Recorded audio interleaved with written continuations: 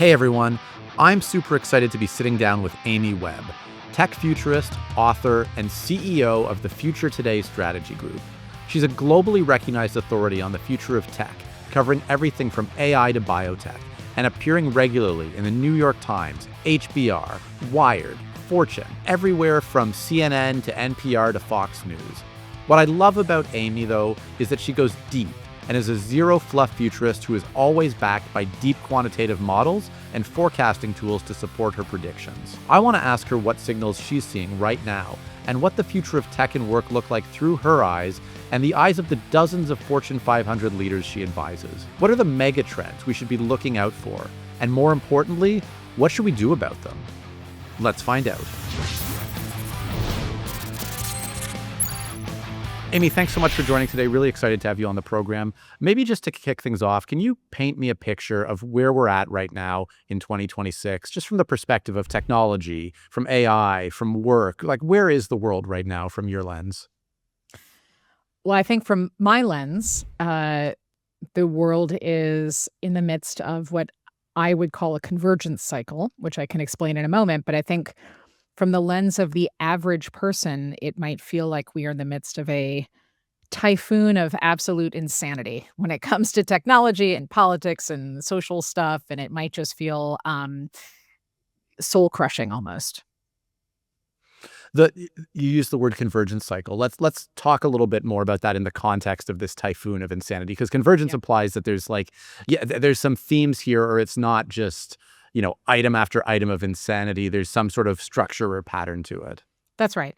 So the best way to think of a convergence is a sort of a situation where emerging technology and trends and social issues and economic issues, all of these areas that might usually develop independently become linked and they converge, and the net result of that convergence is not an evolution but rather something net new. So what's happening convergences happen all the time. They just don't happen the way that they are happening right now. So when enabling conditions align, these interactions, they start to intensify, and then all of these things start moving together. And it's a clustering that marks the beginning of a convergence cycle. Modern history has had a few of these. So at the start of the Industrial Revolution, you had steam power, you had mechanized production, you had transport costs falling, capital markets improving, new forms of energy systems and things people could do. So the result of all of those independent developments formed this, industrial revolution. Um, and some institutions survived that and many did not. So that was a cycle after World War II in the United States, well, in North America. We accounted for more than half of all global industrial output, which is pretty significant. There was an Bretton Woods happened, and basically that reset global finance. Um, the There were a lot of different things happening, and that resulted in a shift in the global balance of power. Similar kinds of things happened at the beginning of the commercial internet. So end of 1990s, we had widespread PC adoption, commercial internet access, telecom, deregulation, venture capitalism starting to expand. You wound up with new digital business models overtaking what had existed in the past, and again, that disrupted a lot of business. So we've had these cycles before, and it wasn't a single event that precipitated that cycle beginning, but rather lots of things converging at once. So we've just entered a new convergence cycle, and the foundation of that is artificial intelligence, but it's not the only thing. There's a lot of different forces that are all in play right now. And as before, there will be winners and losers. There will be a lot of uncertainty. There will be big transitions in the workforce. And, I don't believe in astrology, but this is like a Mercury in retrograde situation, I think. For that might be an analogy that fits for some people. We'll see. You mentioned, AI being in some ways the driving force, but not a singular force here. Mhm. Hence the very nature of a convergence. What do you see as being the biggest factors at play here? Um, well, the biggest factor is that we're not talking about a single technology or even a cluster of tech trends anymore. What we're talking about are systems level change. So convergences don't really pile trends one on top of the other. They operate across different domains. So anybody who's listening to this knows that AI is not like an overnight thing. Depending on who you talk to, AI has been in some form of development for literally centuries. I mean, you can go back to the mid 1800s to Ada Lovelace and the guy that she worked with, who were starting to think about algorithms and computation in new ways. Um, and there was a lot of development in the 60s. There was development in the 40s. Again, in the 60s, it was 1965 that the term artificial intelligence was coined. I'm sorry, 1956, not 65, at Dartmouth University. Um, you know, a lot of development, 70s and 80s. Then there was a crash, like an AI winter. Um, we've all forgotten this now, but like there was such a thing as a generative adversarial network. That was all the rage some time ago that led to where we are now. The point being, this has been a long transition. At the same time, other things have happened, like uh, compute has scaled up. Like the enabling factors for AI also started to improve at the same time. So we have this system level change rather than somebody made a cool thing with an AI. So that's one. A convergence results in a net new reality. So you can now sort of demarcate the world before and the world after generative AI, which has kind of become shorthand for AI, but it's one of many facets of artificial intelligence, which itself is kind of a word that includes many other things. Um, a convergence tends to redistribute power and value. So, you know, I think right now it might be easy for us to all think that OpenAI is going to become the de facto winner or some combination of OpenAI and Microsoft or Google or whatever. To be truthful, I don't know yet. It's still pretty early days, and who has leverage shifts every now and then. But all of that will wind up rewriting competitive dynamics in a way that didn't like it wouldn't map back to what we were doing before. And then these convergences are hard to reverse. So again, like if I think back to social networks in the early 20 teens, so Foursquare, Gowalla, the mobile the like mobile social networks that conferred like cool digital merit badges for doing stuff, all of that is gone. That was sort of trendy for the moment. So a convergence is the type of it sets off a systems level change that just becomes very hard to reverse once it's done. So it's pretty clear that that we have entered this cycle now, and AI underpins it, but it's linked to all of these other things. I want to talk in just a minute about some of those other things and these specific convergences. But maybe before I do, Amy, this notion has come up a couple of times now of winners and losers and the Mhm. competitive landscape changing, whether that's for individual firms, whether that's at kind of a nation state level. When you zoom out and you look at the landscape of convergences, the cycle that we're in right now, what do you see as being the key themes that are going to differentiate the winners from the losers right now? Yeah, and I think it's important to point out that artificial intelligence underpins several convergences that are underway. So it itself, like AI, is just technology. It's a suite of technologies. It's not anything but beyond that. Um, but but there are some characteristics uh, that will foretell, who's going to be where on the other side of this.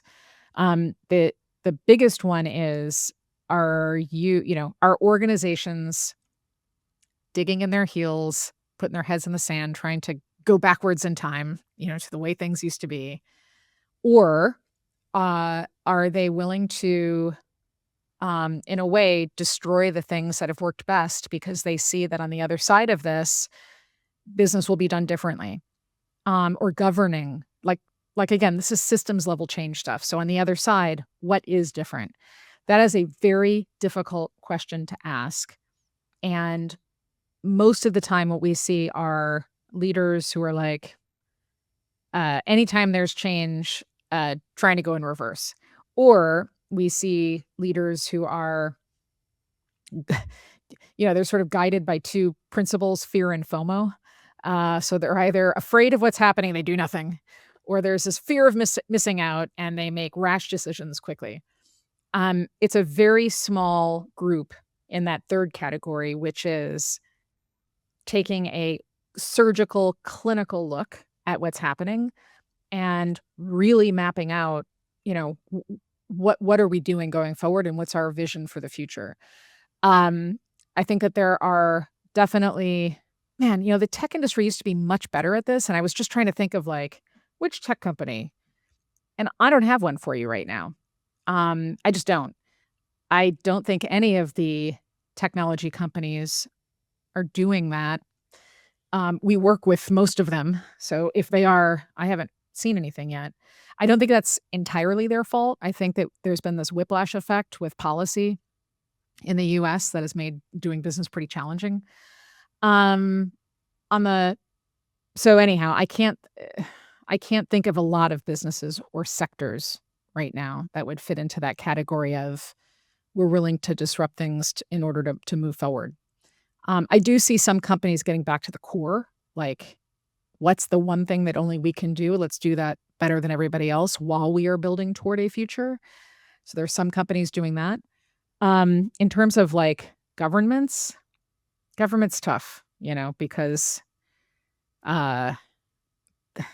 government's tough in every country right now. We are seeing a lot of leaders going backwards. The ones who are trying to push forwards, I don't think have the long-term view. Yeah. And the one thing I think everybody ought to be doing right now in government is rethinking what regulation is, because regulation is a look back. It's not a plan for the future. And I don't see anybody truly innovating on the regulatory side either. So I don't mean to sound so dour, but that's kind of that's the boat we're rowing in right now. No, it's completely fair. And, for what it's worth, this is not meant to be a geopolitical podcast, but we often end up in geopolitics anyway, because to your point of how intertwined it is with tech and work and everything else there. And yeah, I mean, it's hard to get away from the fact that it feels like there's an awful lot of noise in the geopolitical realm and the policy realm these days that's serving as a distraction. Yeah. And I was going to say, look, I happen to be deeply interested in geopolitics, but like you can't have a conversation about tech in the year 2026 without also having a conversation about policy and regulation and economics, because they all go together now. There is no, I don't care what anybody in Silicon Valley says, for a long time, those leaders thought that whatever, move fast, break things, ask forgiveness later, they have all the power. And Wall Street thought it had all the power, right? And they didn't care what anybody else said. And of course, DC always thinks it has all the power. So it set up this sort of three-sided prisoner's dilemma where everybody thought that they were fully in charge when in fact it was shared power.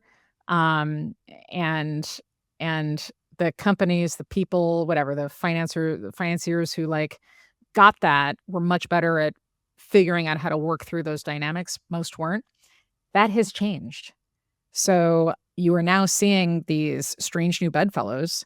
You see tech leaders and politicians around the world, not just in the US, getting together and trying to doing deals, doing different kinds of, having different kinds of conversations. I think there is a sense that, no one part of that triangle anymore has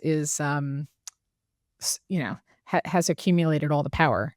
So if you work in IT, Infotech Research Group is a name you need to know. No matter what your needs are, Infotech has you covered. AI strategy? Covered. Disaster recovery? Covered. Vendor negotiation? Covered. Infotech supports you with the best practice research and a team of analysts standing by, ready to help you tackle your toughest challenges. Check it out at the link below, and don't forget to like and subscribe.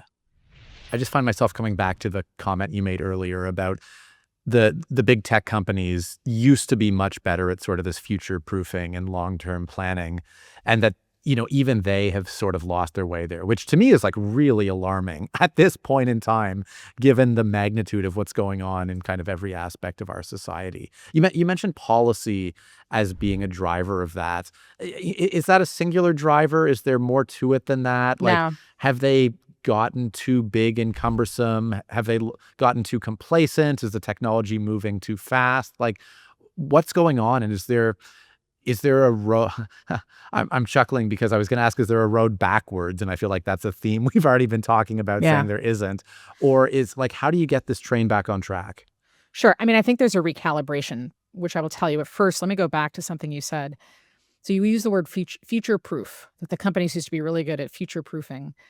What I would say is they used to be very good at future developing. By that I Mm. mean having a strong perspective on what the future could be and then developing toward that. Um, and then just as like a side quest conversation very quickly, I hate the term future proofing because it's nonsense. There is no way to future proof. Um, in order for you to be able to future proof anything, you'd have to be Dr. Manhattan. Are you a comic book Alan Moore kind of guy? I'm with you on Okay. Dr. Manhattan. Yeah. So, like, you're not, and neither am I. You cannot you can't go to another planet and, like, stop time and contemplate and feel brutish, and have all the data and know both the past, present, and future. Like, that's not any of us. So if that's true, then there are always like the world is multivariate. Like things are always happening. Nobody's ever going to have control over everything. So you cannot future proof anything at all. Um, I'll come back now to the main road after the side quest. So, yes, to your point about policy and regulation, I think there are probably some tech companies that out there that might be arguing, well, regulation, policy, it's made it really tough for us to innovate, or there's so much political uncertainty or economic uncertainty, whatever, like, just it's really tough. Here's what I think happened. I think it has nothing to do with any of that. I think it has to do with greed. We are seeing the amount of capital right now that is flowing into AI is alarming. OpenAI has been around for a decade. This is really tough, complicated technology, very challenging. I don't know how much they raised before 2022 when ChatGPT became public. However, they've raised a metric. I was going to say an expletive there. They've raised a lot. You can swear on here if you want. They raised a metric fuck ton of capital. 2023 onward.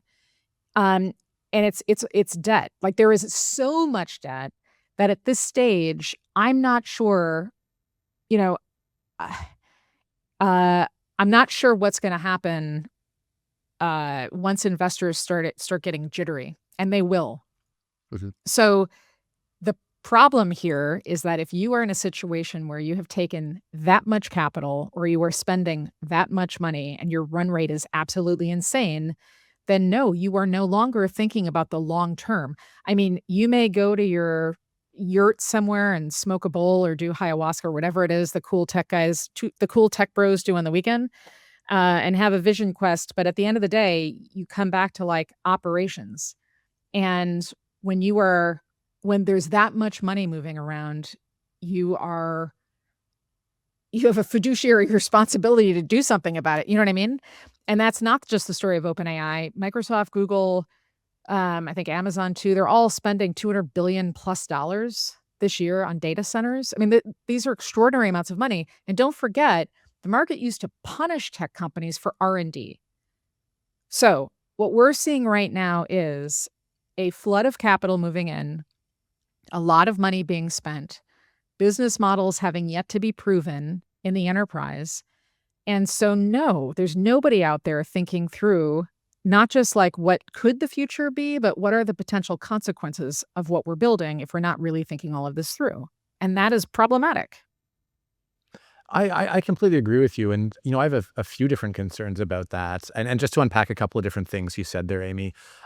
One of them is and I'll continue your analogy a little bit, but it really feels like the tech companies are starting to get high on their own supply. Like, because they're raising this much money, the the hype and the narratives around this stuff and the certainty with which they're describing a very specific future, because there's so much money tied up in that, it makes it, from my perspective, very difficult to figure out what do we actually predict is going to happen versus what do some of these fundraisers need to convince us to believe is going to happen. Which is one side of it. And I mean, and that's not even to speak about just like the fog of war that's created by, how many convergences are happening at once. But I mean, what's your outlook on this in I guess, the shorter term and the longer term? Do you think there's an implication in what you're saying that we're kind of dealing with a house of cards here, and that we've extended this farther than it can, reasonably be expected, or that we can't possibly get the gains that are being promised now? Is that fair? And where do we go from here? And what does that mean for tech and business in the next handful of years?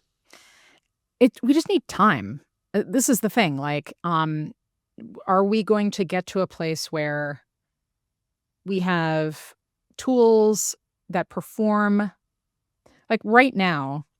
There's a whole bunch of tools. Most of the tools perform between, they can do the same level as a person, or right. So that the definition of artificial narrow intelligence was, can you do a singular task or a narrowly focused task at the same level or better than a person? And the answer for a long time in lots of places has been yes. I mean, that's GPS, that's your anti-lock brake system in your car. So yes.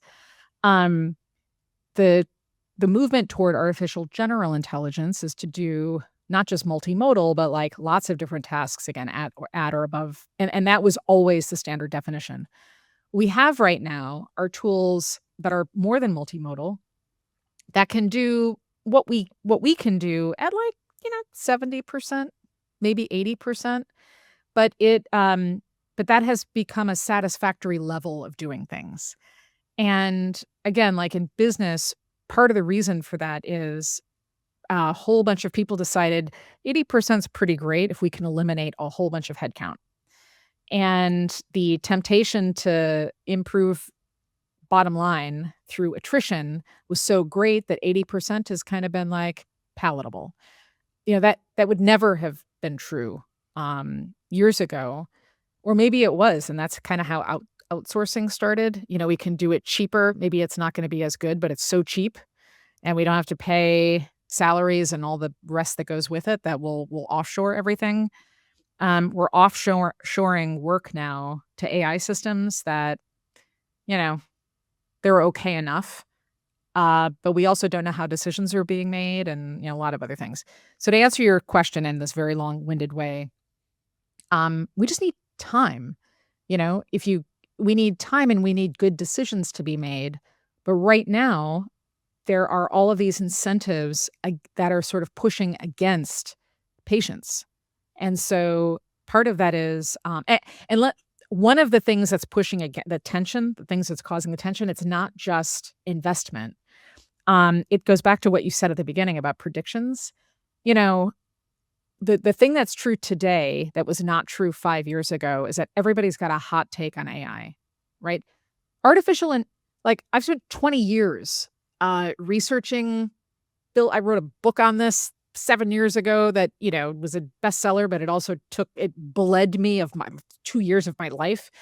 I would never claim to be an AI expert. Never. And now there are all of these people who feel like they're qualified. If you look at LinkedIn recently, you will see like everybody is some form of an AI expert all of a sudden overnight.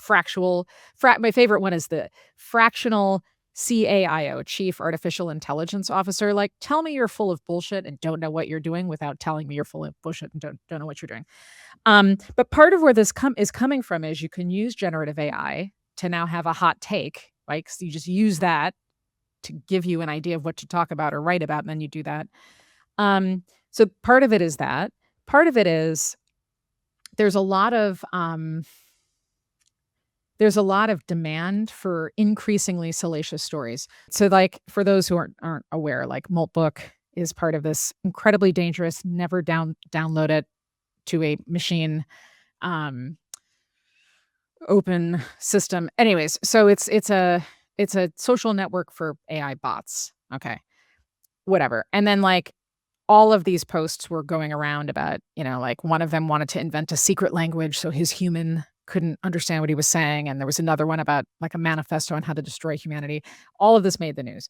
Most of that was written by people for the purpose of gaining views, and somebody posted, like, a 5,000 word screed, linked to it on Twitter, and it got, like, 65 million hits about, like, an existential threat posed by AI.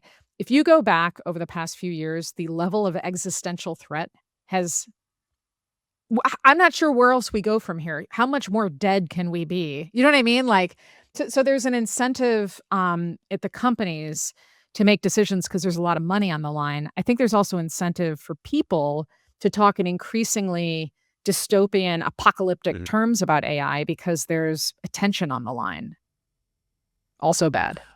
Well, that's it, right? In the attention economy, like, whether it's rage bait or whether it's just saying the most outlandish thing. And like, I always have to put up my hand and say, yes, in some ways we're complicit in this because we put our stuff on YouTube and on platforms. And if you say, like, Amy has a reasonable take on AI, people are like, boring. Like, when is she going to say that it's going to kill us all? Right. Like, Right. it's just, which, is neither here nor there.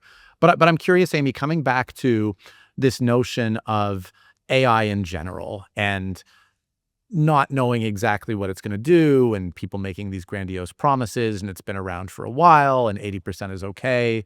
Um, there is this issue too where AI is so broad it's almost meaningless. And Mhm. people talk about it as though it's that, like, you can almost interchange AI with magic Sure. because it's used so broadly that it's going to be able to solve all these problems and do all these things. And I'm curious from your perspective and coming back to some of the convergences, what are some of the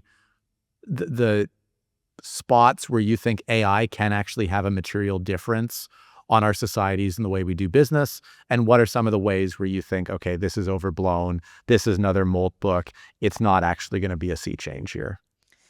Yeah. Again, I think this look, the thing I like to remind everybody is that a fork can be a lethal weapon if you stab somebody in the neck with it hard enough, right? So, like, otherwise, it's just a fork. It's not that exciting. Most of artificial intelligence, like the things that make up AI, are not exciting. They're you know what I mean? So it's how we implement AI, and right now the thing we're doing with AI is telling stories about it more than we are actually doing things with it. But there is so I just wanna, like, put that out there. I don't mean to, um, shit talk AI, but, that's where we are. Mm. Now, what can you do with like, what are some actual things that are happening? Um, so programmable biology is one space that is incredibly interesting and promising.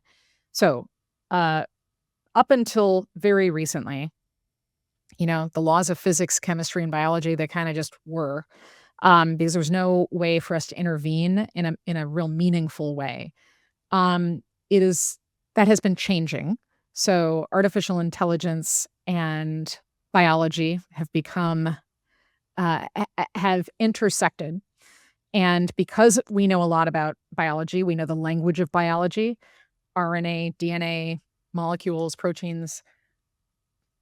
It's possible to now combine and shift those materials in different ways that we just were not able to before. And we do this computationally. Believe it or not, DeepMind, which is the big um, robust research arm of Google that is doing, I think, some of the most impressive AI work out there. They happen to be the ones also applying some of that work to biology. So just as there's a chatbot, go to ChatGPT or Claude or whatever and put in a prompt and get out some stuff on the other end. There is something called Evo 2, which is a model where you can kind of do the same thing, but the prompt that you write in is for the purpose of getting something biological out on the other end. Um, this unlocks unbelievable opportunity for us, ranging from new materials. So, in the near future, I've seen some really interesting research on wood that is clear, bel Mm. and totally different types of enzymes that can break down materials in other ways that don't have negative side effects. It unlocks opportunities for us to deal with climate change. As much as it would be awesome for everybody on the planet to take an eye toward the future and make better decisions, you know, that's not gonna happen in total alignment for everybody on the planet. So we can keep working on that, and or we can also mitigate the situation that we're in. So imagine, engineering almond trees to require, like, 1/8 of the water and can withstand, like, drought and things like that. So it gives us totally different opportunities we've never had before, and that's before we even talk about human health and new drug discovery. Um, I obviously I could go on and on and on, but, like, the fact that biology has become programmable in my lifetime and we're at the cusp, we're not like this is not mature yet, we're at the beginning. That to me is super but so much more exciting and interesting than talking about the robots killing us in our sleep. And what's interesting and in some ways depressing about that, and in this world where everything is so narrative driven, is whether it's robots in your sleep, whether it's just generative AI and slop and all of that, it feels like so much of that has taken the oxygen out of the room for things like programmable biology, right? Like, I don't know, it seems like in any other period, you and I could be talking about programmable biology and like, that's it. Like, you don't even need to talk about other trends or convergences Well, because there's so much wrapped up in there. yeah, but here's the rub. We need to talk about it because Hmm. this is not the same thing as asking a generative AI to, like, write your fiancé a little note. Like, that may be ethically good or bad, or maybe you don't care, I don't know. But, like, that's not gonna make a national headline. People forget this, but it was in the 1990s, early days of cloning, which is pretty common now, cloning animals or material. Um, Dolly the sheep was cloned, and the purpose of this was not to create a new race of demon spawn sheep. It was for medical research, but the world collectively lost its mind. The Pope came out and had a edict. At the time, President Clinton had to have like the president of the United States had to have a special press conference on cloning sheep. Like, sit with that for 5 seconds. You know what I mean? So that was 30 years ago, and we didn't have anywhere close to the technologies we've got today. There is so much happening in the sort of broader generative biology, synthetic biology umbrella, that has everything to do I mean, look, there is in Japan, researchers have figured out how to do something called induced pluripotent stem cell, combination. So basically, you can start with a skin cell and coax that cell into becoming any other type of cell, lung tissue, heart tissue, and they are doing this as a way of, creating embryos. So again, not about demon spawn, but it's about, ways of helping to manage fertility, which is a tough nut to crack. But we should be having the conversations about this right now because people are gonna have thoughts and feelings. And if we because unlike AI, the life stuff is very much tethered to religion.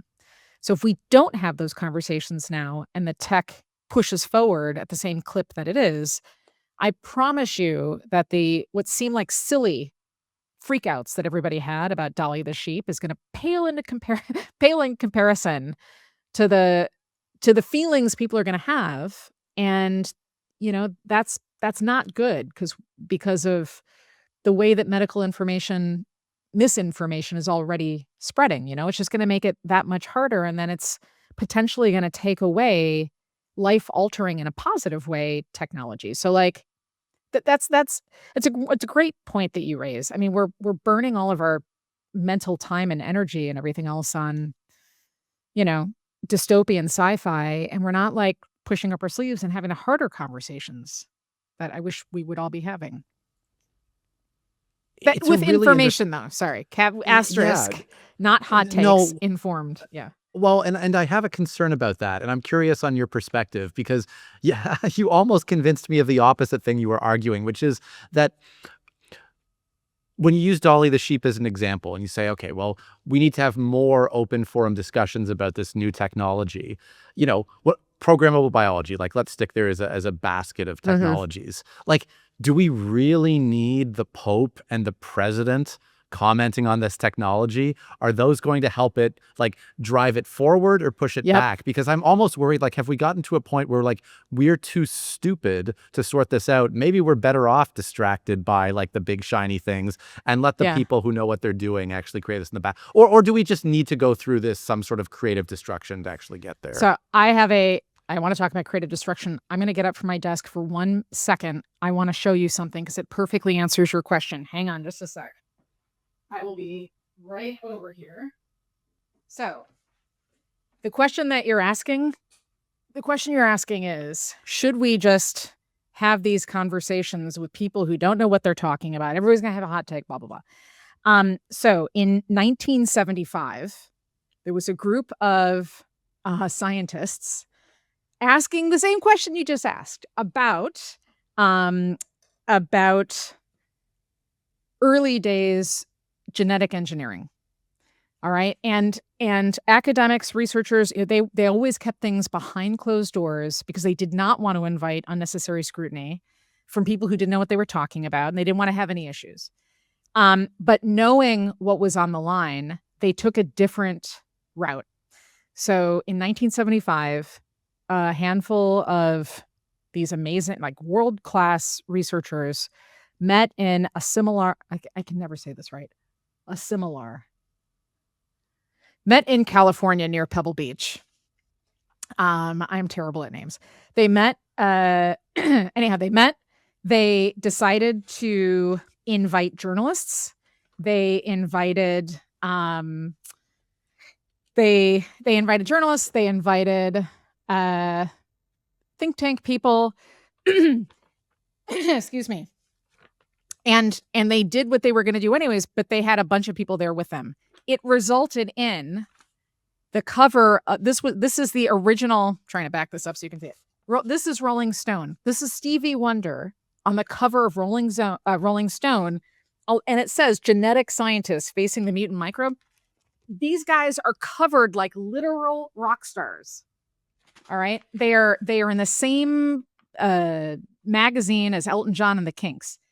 So the result of this was better information and helping people gain knowledge and understanding. And it did not result in what we currently have today. So my point is there's like an argument to be made for just, invite people in and have a normal conversation. I think the very fact that I get irritated every time a name in AI comes out and is like, oh, we're building something. It's dark. We can't talk about it. What I know, what I've seen, I can't talk about. That is doing nobody any good. There is like an alternate universe in which there's a different approach, and that approach is better. And anyhow, but that was literally about biology, and it set things on a good course for the future. So the point you're making is that transparency around this stuff is necessary, and even if it's unpleasant or leads to discourse that's going to be bumpy, we have to go through that to be able to ultimately get people on board with this. We do. Look what happened with messenger RNA. So that's also incredibly powerful technology that nobody talked about. We then had vaccines for COVID, and to be fair, that was a tough time when there was a lot of information flying around and confusion. But wouldn't it have been nice to know in advance, right? And then we might have had less consternation, and we would have more pathways into using that technology now for additional purposes. Yeah. That's fair. In terms of the convergences that you're keeping an eye on, there's an awful lot. And I want to be, mindful of not trying to do a deep dive on all of them. But, if I can, we've talked about biotech in some capacity. We've talked a little bit about compute. Other sort of buckets you talk about agentic AI, which we haven't really talked about at all. You talk about, data and surveillance being used by AI and kind of that sensor piece. And you talk about AI relationships and people's individual relationships with AI and how it helps them gain information or, even just connect with people who, formerly would have been people that they connect with. Um, there's a lot of space there. Where should we go next? What area within that, do you Sure. think needs to be top of mind, maybe for business leaders to, better get a sense of what's coming in this convergence landscape? Yeah, I think that there's a couple. There's So again, everybody's very excited about artificial intelligence and agentic AI, and that's wonderful. If you're in business, most businesses drag their heels on digital transformation, and then it took a very long time. We literally have a client that is on year 14, not joking, of their digital transformation. There's a lot of consultants who have made a lot of money because this company is willing to go that slowly. Um, the problem is that there are other forms of computing that are also in development that will also be used by business at some point. So there is the classical compute architecture that we've got now and like all that stuff, and AI sort of fits in there. Quantum computing does not yet have commercial applications, at least not at scale, but they are coming. And so the story around quantum is always quantum encryption and like passwords, encryption no longer works and all this stuff. Horrible, horrible stuff.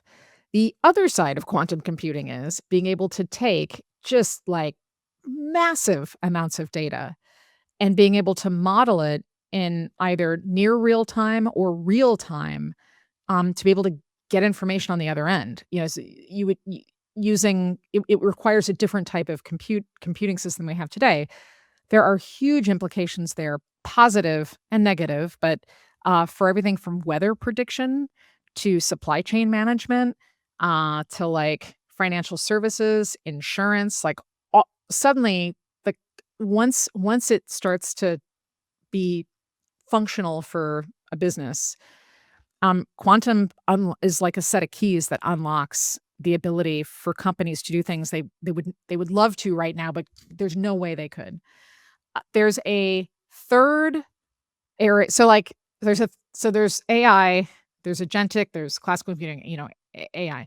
There's quantum. There's actually a third area that's a little bit further away, but it does exist now of computing, and that's biological computing. So there is such a thing as collecting brain cells, creating an organoid, which is like a tiny brain, and attaching that to a computer and having that power the computer. So it is literally a brain computer. Now I know that sounds ridiculous and silly and whatever, but there are a couple of companies that already exist. There is such a thing as I'm looking down at the CPU. There's imagine like a old school I'm trying to describe what it looks like. It's like imagine just a CPU that has a transparent top, like a gaming computer almost, without Mm. all the cool, crazy lights. That has human tissue, brain tissue, running it. There's also a cloud-based version, and you can actually watch that operating in real time. Why would you want a brain computer? Because it requires nowhere close to the amount of energy that a traditional computer does, because it's just much like our brains, much more efficient. It can also be used to do different types of computation.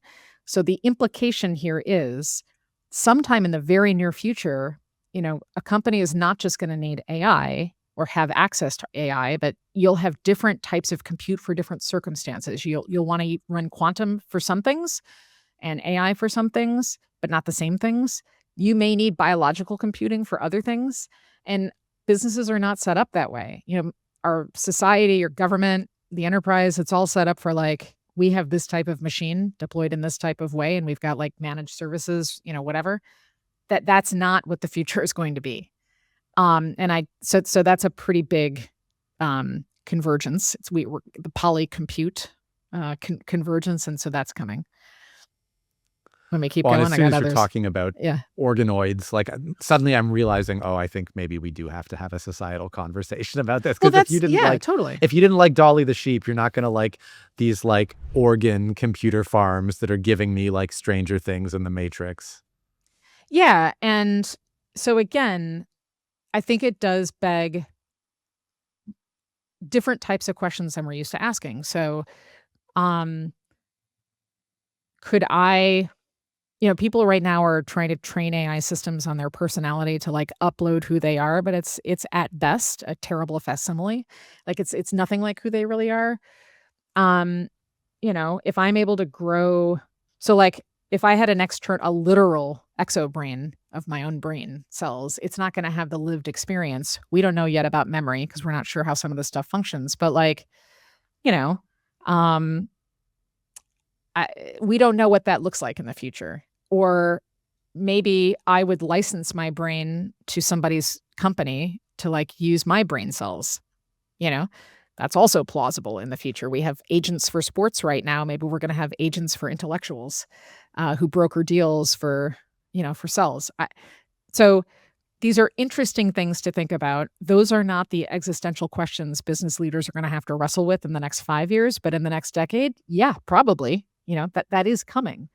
So again, some of this is kind of fun to think about or scary depending on your perspective, but this has to do with, like, scalability throughout your like, if we enter a polycompute world, that means you have to, like, reorganize your business a little bit, you know?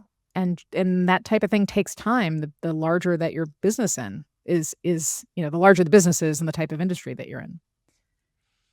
I want to come back to something you just mentioned, which is that, these aren't necessarily the existential business questions that leaders need to answer in the next 5 years, maybe 10. What are the existential questions that business leaders need to be thinking about right now? And, how should the convergences help them do that? Yeah, so this kind of goes back to, what we circled around a touch, not too long ago, and that is creative destruction. So in the past year, in the past couple of years, um, there have been just innumerable changes, and that is causing disruption throughout every single industry. And I think for most leaders, you are trained to not get distracted, follow your be very methodical, stick with what works. But what we're starting to see is that the greatest threat to any organization is no longer disruption from the outside only. It's the refusal to destroy things from within. And that concept came from a Austrian economist named Joseph Schumpeter, and he called this creative destruction. And that is when it's a process where you've got new innovations because of these convergences that are relentlessly displacing what exists. So older technologies, companies, business models, power dynamics, geopolitical relationships even, and that resets economic structures. So the issue is, this is not about evolving. So I think a lot of companies are looking at AI right now or any of these things, right? And they're like, well, we just have to go faster. We have to do what we're doing, but more, right? It's an evolution. And leaders are assuming that past success or the way of doing things before will guarantee their position, their dominance, whatever it is in the future. And that is not going to be true anymore, at least not during this cycle. Um, what will wind up, it's not like an overnight failure, but those organizations are going to calcify and they're going to wind up being irrelevant. So this is the moment in time to ask very difficult questions that they're almost like dangerous to be asking, because they're questions like, what do we need? What do we need to allow to die, so that we can, get to the next piece of what's happening, so that something more valuable can live. And that is a tough thing. That is an existential question for businesses because, I think if a lot of leaders take a good hard look, you're going to have to look at. It's possible that like the thing that is propelling the business to success right now, if you're not willing to make a change, could be the thing that kills you, not 50 years from now, but like 5 years from now. And so that to me would be, if I was a leader, that would be keeping me up at night much more than whatever's happening in AI right now. AI is certainly an input to that, but there's so many dynamics, there's so many convergences in play right now, that every leader of every business should really be asking that question. Where is the world going? Where will value be created? How will we participate? And do we have to kill something off right now that we are doing in order to create something that generates more value for us, for everybody, for society, whatever it is in the future? It's reminding me of the Mark Carney quote. I don't know if you heard it from the World Economic Forum about nostalgia is not a strategy. That Yeah, I did not hear that, but yeah, 100%. That is like it just yeah. feels very on theme for as you said, letting things die to move I think forward. of all the things he said in Davos this year, that might have not have been the specific highlight. Yeah, Fair enough. And there we yeah. go, drifting back into geopolitics again. I can't help it. No, I can't either. So you started our conversation by saying that there, like, maybe almost alarmingly few business leaders are doing this right now. And it sounds like, if I'm interpreting you correctly, like even fewer than in the past. And so I'm curious, is it harder than ever before to have these conversations? And like, what are some of the biggest barriers? Is it just like a matter of courage? Like, what are the biggest barriers preventing people from having these difficult and, dangerous conversations? And how do we enable more of it?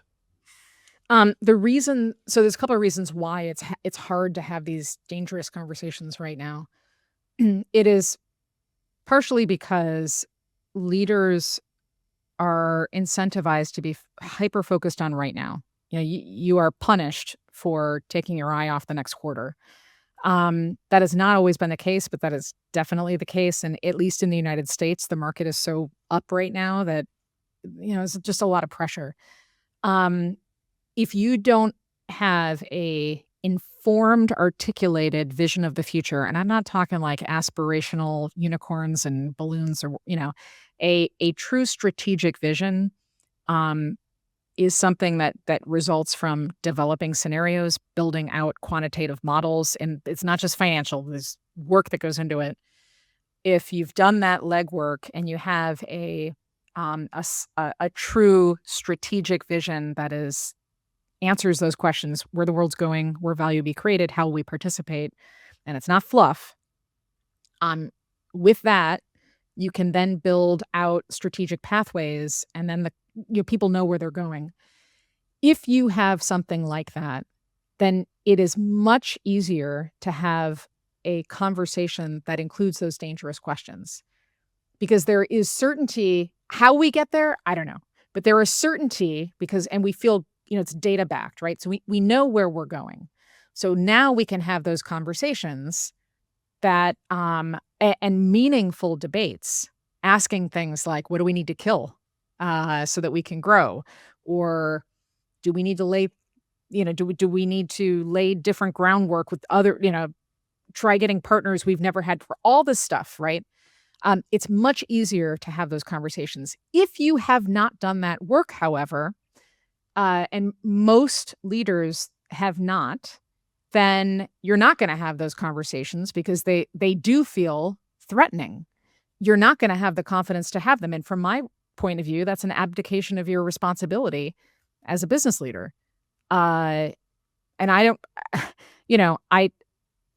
I deal with CEOs from companies all around the world, and it's not a good statistical sample, because just about everybody that we deal with is dealing with us because they want to figure out what that strategic vision is and how to get there. But the vast majority of leaders don't do that. Now, some of that is because CEO tenure is the turnaround is very fast, much faster than it was. And there's a lot of promotion from within. So a lot of CEOs used to be CFOs, and that's the safe bet if you're a board. It also means that you're missing out on some perspectives and skill sets that would have been helpful to sort of figure out the next 20 years versus the next two. So some of it is that. Some of it is it just feels like there are other pressing matters. So there's like a discipline piece that's missing. But it's possible. But you have to be willing.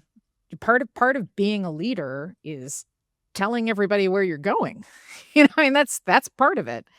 I suppose there's such a thing as a captain of a ship that just stays at dock all the time, but that seems like a weird thing to do, right? So you have to chart the course, tell people where they're going, and give them autonomy to help you get there. Doesn't matter if you're publicly traded or not. And honestly, that's the same. The same is true of a government leader. But you have to like buckle up and do the work, and it's hard work, and you have to be willing to take some strategic risks. But that's your job. I think that's extremely well said. And it's such a juxtaposition from so many of these like press releases you read now that are just saying like AI is going to improve productivity. Like we're going to lay off a whole bunch of people. I don't know. Like it feels like it's a completely different mindset for how you think about where the world is going. Look, I was around during the last AI winter. I'm not saying we're going to have one now. But my job is to look long term. I work in this very specific area of strategy called strategic foresight. The point of strategic foresight, to some degree, is to make predictions using data, but also acknowledging that the predictions that we make today are the best that we can do, and they could all be wrong 5 seconds from now because we're going to have new data. So the point is to do enough of a rigorous job that future point, that point in the future can be defined and articulated, and the strategy can be attached to that so that this, decisions can be made today. So it's not rocket science. It's tough work, but it has to be done. I think navel gazing about AI is just procrastination, either navel gazing or the increasingly apocalyptic stories is a diversion from doing the hard work of leadership. I love that. And on that note, Amy, I wanted to say a big thank you for coming on to the show today. This has been really interesting, really insightful, and I've super appreciated the great conversation as well as your insights. Thank you. If you work in IT, Infotech Research Group is a name you need to know. No matter what your needs are, Infotech has you covered. AI strategy? Covered. Disaster recovery? Covered. Vendor negotiation? Covered. Infotech supports you with the best practice research and a team of analysts standing by, ready to help you tackle your toughest challenges. Check it out at the link below, and don't forget to like and subscribe.